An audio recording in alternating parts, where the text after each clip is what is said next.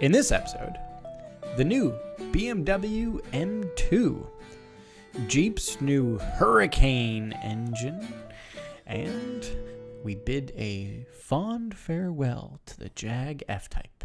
Oh no! Welcome to episode 122 of the We Are Auto Show. We're back! What's up, Derek? We did it, Mr. Michael Rowell. We did survive Hurricane Ian, but it was kind of nasty. Yeah, dude, that was pretty gnarly. That was a hell of a storm. Yeah. And we didn't even take straight up eye wall. No, but we weren't particularly far off. Yeah, we were, as I like to measure by, a smidgen away. Yeah, when I woke up in the morning and saw Cat 5 sitting about 30 miles away from here, I was like, oh, it's going to be a bad day. Here we go. That was kind of like an oh shit moment, like a proper oh shit moment. It's real. It's happening. And if you think back, I feel really bad for the people that lived in Tampa that were told you have to evacuate because originally it was supposed to go through Tampa Bay and just plow right through Sarasota. But then it did what hurricanes do and got sucked right into Charlotte Harbor, which is just south of us. And all the people that evacuated from Tampa to Naples thinking, ooh, I'll go south. I'll just kind of duck under it. They got hammered. Hurricanes do that, don't they? They just go south of here. They do. Is it the Indian burial grounds? Ah, that's the myth. Hey, there are... I'm just going to go ahead and say it. There are things that are unexplained. There are. I will say the cone, the National Hurricane Center cone, you know how it tracked way west and then it came back east. 5 days out from landfall, it had a major hurricane in Charlotte Harbor. So they did have the track right 5 days prior to landfall. Then it got to 3 and it was saying Panhandle Tropical Storm. And then it came all the way back to Cat 5 major hurricane in Charlotte. So the National Hurricane Center got a lot of shit for that storm. Yeah. Reasonably so. You remember when we talked about what would you do with your car if you had a hurricane coming? Yes. Did you see the pictures floating around the social medias of the yellow McLaren P1 that I believe the dude just bought like a month or two ago that floated out through the streets of Naples or Fort Myers? Yeah. Bummer. Big bummer. There's a ton of pictures going around of like just tons of trashed Bentleys and Rolls Royces and Porsches and Ferraris and all of the sports cars and supercars and luxury cars. I've just, So you're going to buy a car with flood damage? No. Me neither. God, no. But what I should do is buy a big old pickup truck that can wade through 3 feet of water. Yeah. Because that would be useful. Yeah. God bless the good old boys with pickup trucks. Yeah. And you know they all came out with the airboats and pickups and headed down south. Damn right they did. Awesome. Right. So let's get into some news, shall we? Yeah. So just dropped recently was some specs and pictures of the new Bmw M2. All right. The 2023 M2. Tell me about it. Well, I'm going to start by telling you it doesn't have the M3 or 4 nose. Ooh. Ooh, this is a big shift for them. Thank God. As far as the front end goes. Yeah, the rest of it's not brilliant. But let me get into some specs. Okay. As with the prior outgoing M2, it is rear-wheel drive only. Thank you, God. As it should be. Yes, it is a sports car. Rear-wheel drive only. It actually takes a bit of a tuned version of the exact same i6 twin-turbo straight 6 out of the M3 or 4. And it's going to be making about 453 horsepower. So, pretty good. Okay. Pretty good. It is available with either 3 pedals, so 6-speed manual, or it has the option of an 8-speed automatic. And there's something weird about this. So, the prior M2, you had the option of manual or automatic. But the automatic that was in the prior M2 was a 7-speed dual clutch. The new 8-speed automatic gearbox in this is not dual clutch. It's been replaced by like a good old-fashioned conventional torque converter. What? I kind of feel like they're maybe going backwards here. That's certainly going backwards. Maybe they're doing that intentionally to keep people from buying the automatic. Oh, yikes. That's a hot take. That is a hot take. They're definitely not doing that, but that just seems weird. That is very odd. Dual clutches are significantly faster than a traditional torque converter. Yeah, because it's already the other clutch already has the other gear ready to go. Right, you pre-spool the gear. Yeah, you just press a button and it just boop done. I don't know why they went back to a good old-fashioned conventional torque converter, but I don't know if it's a cost complexity thing, if it's a simplification of manufacturing. I don't know. Weird. Couldn't tell you. Now this new M2, it does come with a new traction control system that gives you 10 different adjustable settings. That's a lot of traction control settings. I mean, I'm a bit of a dinosaur, and I kind of expect it to be either on or off. Yeah. What could you possibly need for 10? Well, if you want to be a bit of a yob like me, and you want to try to go sideways, you could do most traction zist to least traction zist, I guess. I don't know. Okay. Apparently, they're also giving it the M drift analyzer. I don't know what it does, but it analyzes your M drift. Man, what a 16-year-old thing to put in a car. The marketing terms are kind of wild. Yeah, I love that. All right. I can tell you from experience in the BRC, if you want to slide, you just turn traction control off. Yeah. That's what you should do in basically every car. Well, yes, but your BRZ has 250 horsepower less. So not much is going to go wrong. No, I get that. But if you want to slide and you want to actually be able to handle the car, you got to bring the car to the limit, and you got to be able to. Mm-hmm. You're probably going to figure out what's over the limit, but that's part of learning. True. It is supposed to be roughly 3,850 pounds. That's kind of hefty. That is a bit hefty for a smaller car. That's actually very hefty for that car. Yeah, I was kind of expecting that to be 35-ish. Getting close to $4,000. Just like, whoa. In a two-door smaller coupe. With a person in there, you're $4,000. That's heavy. That's what I'm saying. Now, it is going to be starting at $63,195, so call it $64,000, right? All right. That is about $3,300 more than the outgoing M2 competition. So this is just the new base M2. The outgoing M2 comp was $3,300 less. Whoa. That's an increase. Whoa. But to put things in perspective, it's still $12,500 less than the cost of the new M4. God, man. Cars are just so expensive these days. Yeah. Whew. Which, yeesh. That's a lot of money for not a lot of car. No, I don't see the value there. No, not even a little bit. I would just buy a used M2 competition for $51,000 or something like that. Yeah, but I can think of better options than that. Me too, but if you're set on a BMW. Yeah. All right. Now, I do love this this quote from this article. I'm going to steal it. You ready? They're talking in relation to the price of the new M4. The M2's discount might be even more appealing thanks to its less polarizing schnoz. Ha!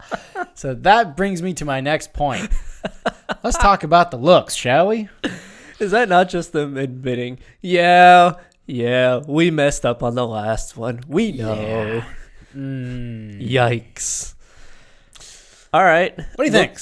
Looks-wise, I do think it's a lot better. It is a bit of an adventure for them to have this a little bit rounded, a little bit square front grille, right? It's like a boxy, weird...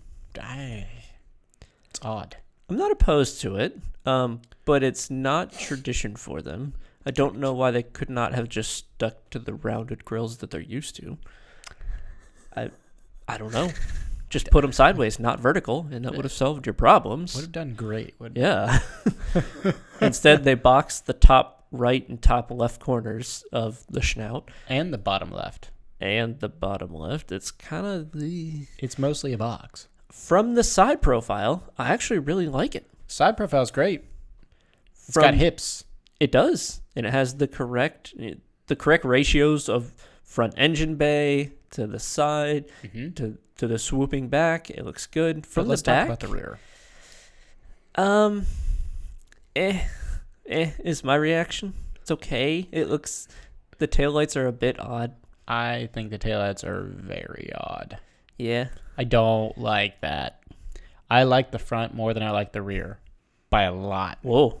That's a bold move. I guess I'm just so, I don't know, conditioned to see the front of a new BMW that has huge grills. So when I see one that doesn't have a huge grill, it automatically like it. Yeah. I see what you're saying. It's okay. It's not terrible looking, but it's not good BMW looking. No. It's a step in the right direction. I will say that. From the previous one, it is a major step in the right direction. It's going the right way. Yes. But from where you've been, it's still not good. Yeah, no. Can we go back to like the E90 series? Right. Like, I'm sure that their fan base has told them, this is what a good BMW looks like. Just make a good looking BMW. BMW enthusiast telling BMW, you know what you should do, BMW? You should make it look more like this. Yeah. But they kind of took the advice. And I guess with the Schnaut quote, they're moving in the right direction. Yeah, it's something. Yeah. What cars can you think of that you would rather have, not in the BMW family, over $63,000 MSRP of this? Am I allowed to go in the used market? No. Oh. Because that's the equivalent here. Well, I don't know. Can I get a base Cayman for that? Can you get a new Z for that? Yes. Can you get a Super for that? Yes. Okay. That's two, in my opinion, debatably better cars. Debatable. Don't know about a Cayman. You can get a Boxer, right? It's close. You could almost get two BRZs or FRSs for that, which is pretty ridiculous. What else is there? I kind of think Sports that might cars be are it. Kind of dying. Like Miata's not really in this class. It's not enough. No. Well, neither is BRZ or FRS. There's just no power there. I guess it would be Z or Supra, and I'd have to say Z. Or base C8 Corvette, that 69,000. It's a little over, but it's close-ish. It is. You would have a Corvette. But it would be a base C8 as well. I don't know. That's an interesting idea. Yeah, I don't know. I mean, technically, I guess you could get maybe a Jag F-Type, right? That's close. A new one? Close-ish, I think. Ish? No, those are in the 70s. Okay. It was like 75-ish, I think. I can't. There's not a lot in that bucket, is there? No, there's not. But I couldn't see myself pulling the trigger on this. No. There's no way. No. I can think of a million other ways to spend $63,000. Yeah. And if you open up the used market, it's just everything you wish. Yeah. Would you like a used 911? Okay. Would you like a used Z06? Okay. Would you like an M3? Would you like an M4? Would you like an M2? A competition? Would you like well, what else would you like? Exactly. Have it. You want 4 Miatas? Sure. How you want a Marauder? Yeah. Yeah. It's rear-wheel drive only. I guess it's comparable. We're stretching. Might be time to move on. I think it is. Shall we? Yeah. All right, so let's move on to a Jeep. The Jeep Grand Wagoneer L, the long wheelbase. Okay. There's been a test with Jeep's new, or Stellantis' new, Hurricane. It's a 3-liter inline 6 with a twin turbo on it. 3-liter inline six. Okay.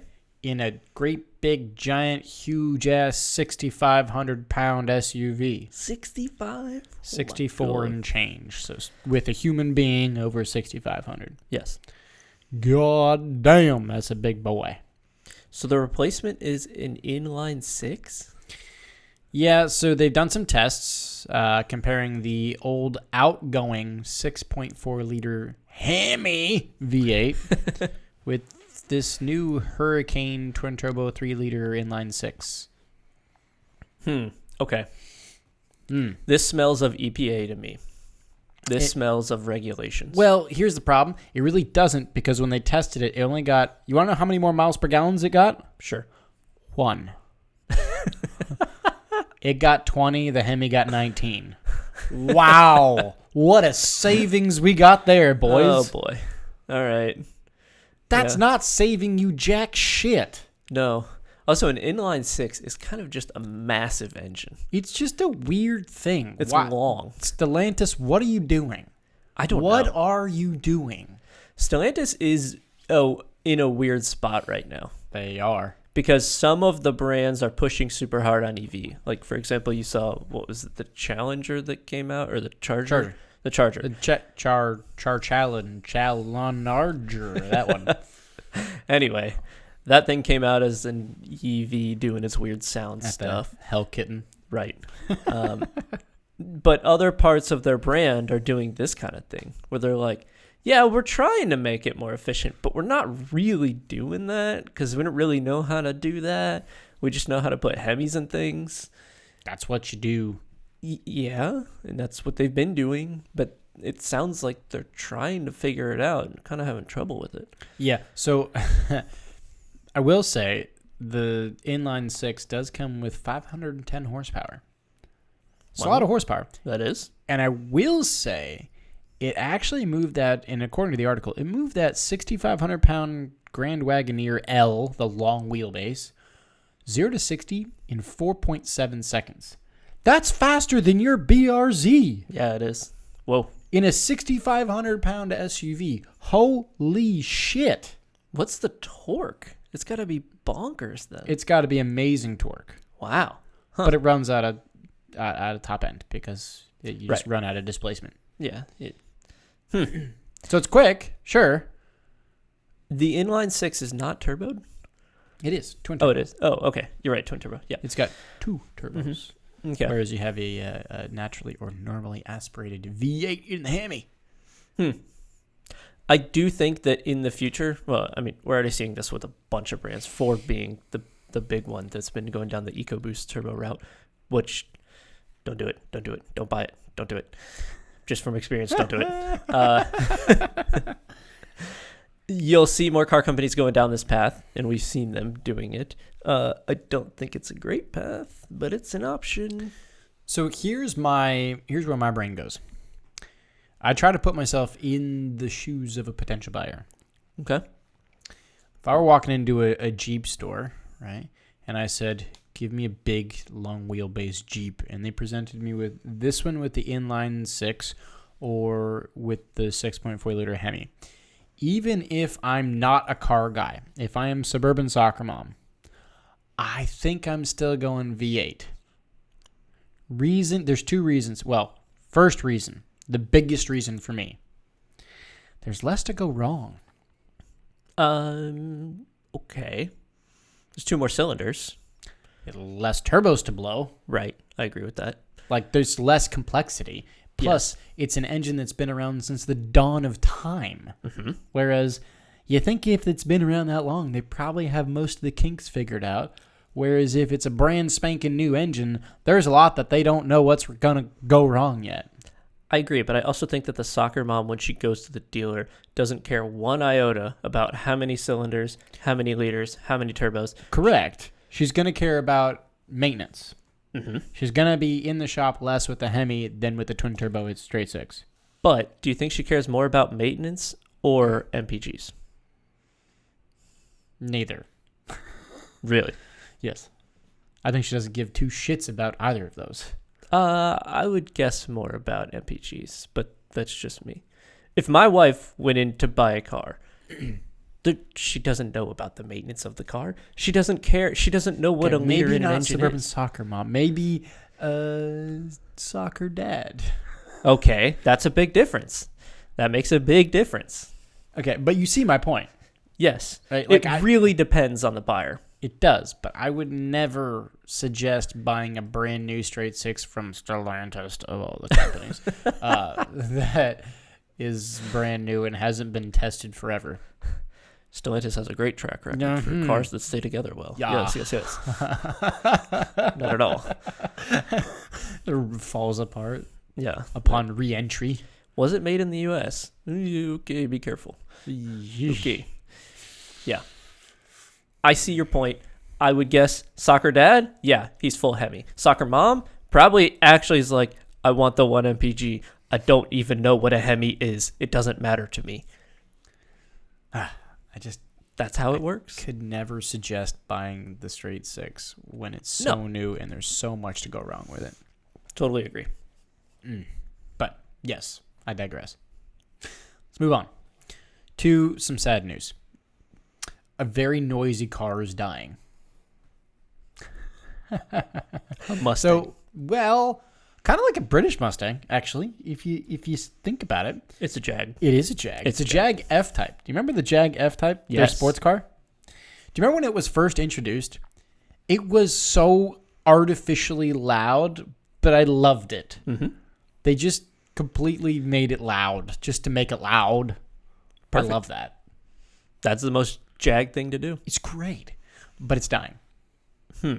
After 2024, the F-Type is discontinued. Goodbye. For now. Is my I don't guess. think the F-Type's ever going to come back. You don't think so? No. They may make something different in a few more years, but not an F-Type. To be honest, I hope that it does stay that way.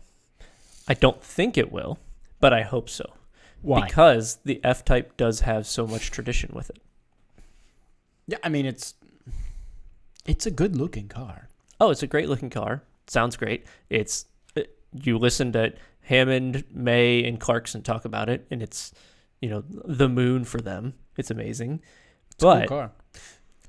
So, let me take that a step further here. So, apparently, Europe has actually got a 75th anniversary edition to mark the end. Oh. We do not have a special edition yet, although rumors are saying we may get one. But there's nothing we know of as yet. Let me quickly give you a little... let's go back into some history here, shall we? Mm-hmm. The F-Type was first introduced in 2014. And in 2014, it was originally kind of offered with a supercharged V8 a supercharged V6 and a V8. Okay. Then later on, they came out with the 4-cylinder, which didn't really like that whole idea, putting a 4-cylinder in that. It's kind of like putting the 4-cylinder EcoBoost into the Mustang. Told you it's kind of like a British Mustang. Then they also allowed a manual transmission in the V6, but now this 2023 they only offer a supercharged 5-liter V8 with automatic, ranging from $75,000 to $112,000. Okay.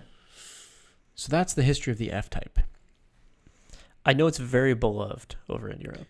It is. I mean, thinking back to the original Jag E-Type, that's kind of where this car came from, Right. essentially. Yeah, I mean, it's kind of like the quintessential British long-hooded sports car. So, let me pose you the question. Yes. What does Jag do after this? Nothing. That's not an option. They keep selling sedans. SUVs? Yes, Oh my God. SUVs and sedans. And they try to make the I-Pace better, but it just can't. I don't think that'll be the case. I give it 4 years. I hope we get another supercharged V8 out of a Jag, but I fear we won't. No, you never will. That's the whole point of it. It's so loud and obnoxious. I love it. In 10 years, when the EVs are all mandated to happen, I would get a supercharged V8 Jag just to piss off the EV drivers. That's fine. That's fine. You can do that. But I'm asking from the perspective of you are the CEO of Jaguar, and you have to keep the company afloat. What do? You look to India for another investment. Because that's what they did. Damn it. Sorry. I couldn't resist that. Because that's exactly how Jag is alive. I know. They took what was it, that Indian investment from, what was it, Tata? Probably, yeah. I think it was Tata. Yeah. What the come on. Okay, I think what they do is they make an EV sports car. yes. Do you brand it the F-Type? No. Really? You brand it something else. Because if they wanted to brand it something traditional, they would have called this the E-Type. The F-Type is not the E-Type. They call it the EV-Type. I mean, I can see him doing that. The EVF-Type. Okay. I don't know. That's just where I go with that. Mustang Mach-E. No, stop it. Jeez. Just saying. Stop that Just saying. nonsense right now. Get ready. That's just awful. 911 EV. Get ready. Don't you put that evil on me, Ricky Bobby. Don't you put that evil on me. It's eventually coming. Don't think so. But I digress. Is that all you got for me? Yeah, that's it. All right, so that's going to wrap us up. Episode 122. Thanks so much for watching and listening. If you're watching on YouTube, drop a comment on the video. What do you hope Jag does after the F-Type is dead? What do you think they might do? All right. If you're listening on audio, please do leave us a 5-star rating and a review on your platform of choice. Don't forget to check out our website. It's pretty sweet. It is weareauto.io. Check out some of your favorite past races. And again, follow us on social, right? Facebook is We Are Auto. Instagram is We Are Auto _. YouTube is We Are Auto. And our website is weareauto.io. So thanks so much. Catch you guys in the next one. Peace.